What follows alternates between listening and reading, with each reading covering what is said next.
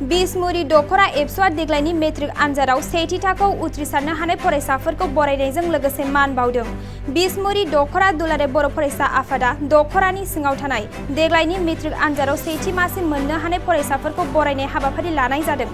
दख'रानि सिङाव थानाय बासबारि गोजौ फरायसालियाव बे हाबाफारिखौ मावफुंनाय जादों। सेथि थाखोआव उथ्रिसार जानाय फरायसाफोरजों लोगोसे दिथागिरि बिमा-बिफाफोरखौ गांसे मान बिलाइ आरो आर'नाइ होनानै बरायनाय जादों। बे हाबाफारियाव थांखि जानाय बिबुंथिगिरि आलासि महरै सीआईटी क'क्राझारनि लोगो बिबुंगोरा दख'र बिहुं ब्रह्म, क'क्राझार जिल्ला एबसुनि गाहाय नेहाथारि खाम्फा बसुमतारी आरो मेल बेखेवगिरि आलासि महरै 10 नं देबोरगाव बियाबनि TCLCC मासिगिरि बुद्धदेब मुसाहारिया बाहागो लादों।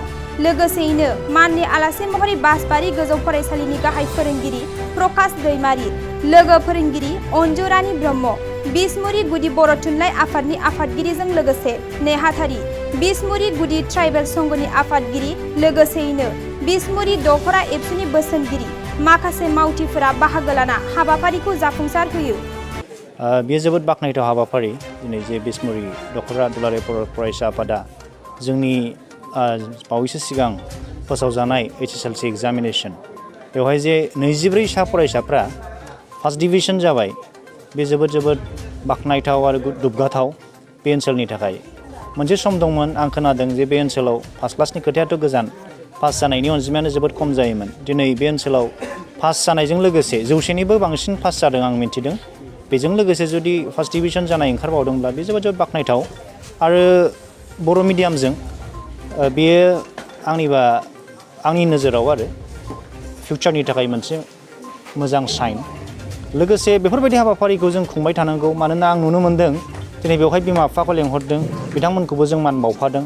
बिथांमोननि दिनै जे नाजानाय, बे नाजानायनि फिथाइया दिनै जाफुंबाय आरो बिथांमोनहा थुलुंगाखांनाय मोन्दों जे भबिष्यत बिसोरो मोजां माखासे कलेज इउनिभारसिटिफ्राव फरायहैनानै मोनसे गावनि जिउ दानायनि मोनसे लामा मोनगोन। आरो बेजों लोगोसे क्लास 8, 9, 10नि गथ'फ्रा दिनै बिराद एक्साइटमेन्टजों बिथांमोनखौ नायनो फैदों। बे मोनसे मोजां सिन एबा नुथाय आं बेखौ दिनै नुनो मोन्दों आरो बे मोनसे इन्सपिरेसन। आरो बेखौ खुंबाय थानांगौ फरायसाफ्रा गामि जों बेफोरबायदि हाबाफारिखौ लाबाय थानांगौ होननानै आं सानो। आथिखालाव मोसानो हादों, मा बुंनो सानो बेनि सायाव? बर' राव एबा बर'नि थुनलाइ राव बे मोनसे जे जौगाखांनायनि लामायाव आगान सुरदों, बेनो बेनि मोनसे सिनायथि। जोङो दिनै एक्सेप्टेबल मोनसे राव जानानै फैबाय। जोंहा मोनसे सोलोंथाइनि मोनसे मिडियाम दं, थुनलाइ दं। दा बेनिनो बे मोनसे सिनायथि होननानै आं सानो। आरो बे दिनै 4-5जों स्टार्ट जादों, सानसे बेयो 100,000बो जाहैनो हागौ। बे जोंनि डेभेलपमेन्टनि मोनसे सिन। दिनै जोङो जोंनि दख'रा एबसुनि सिङाव थानाय, जोंनि बिसमुरि दख'रा एबसुनि सिङाव थानाय जायफोर फरायसा फंबाय बिनानावमोनहा देग्लायनि सेबाजों खुंजानाय मेट्रिक आनजादाव सेथि थाखोआव उथ्रिसार जानो हानाय बिथांमोनखौ जों दिनै बरायनाय हाबाफारि लादों। आरो जोंनि बिसमुरि दख'रा दुलाराय बर' फरायसा आफादनि सिङाव देग्लायनि बोसोराव जोङो 24 सा जोङो फंबाय बिनानावमोनखौ सेथि थाखोआव मोननो हादों।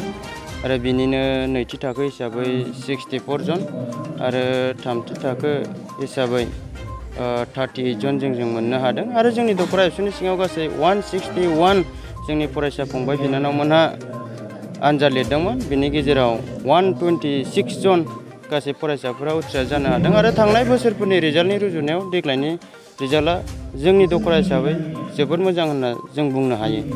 दा जों गासै फरायसाफोरखौ बरायजोबनो हायाखैबाबो जोङो जायफोरा सेथि थाखोआव उथ्रिसार जानो हाबाय बिथांमोनखौ दिनै जों मान बिलाइजों जोङो दिनै मान बावदों आरो जों बरायनानै लादों।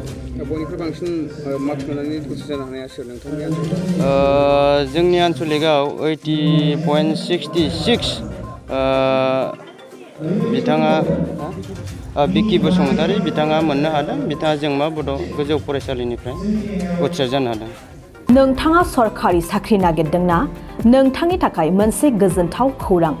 नोंथांनि थाखाय दं एडुकेट पइन्ट, जेराव नोंथाङा सोलोंथाइ लानायनि गेजेरजों सरखारि साख्रिनि गुबुन रोखोमनि गोब्राब आनजादफोरखौ उथ्रिसारनो हागोन आरो गावनि आथिङाव गसंथानो हागोन।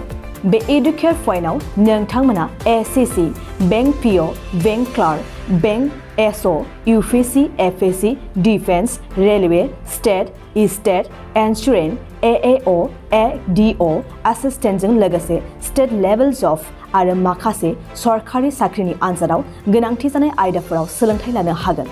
मख'नो गोनांदि बे सोलोंसालियाव साख्रिनिल' नङा, बेयाव MBA आरो सैनिक स्कुल बायदियाव एडमिशननि थाखाय एन्ट्रेन्स होनो थाखायबो सोलोंथाइ लानो हागोन।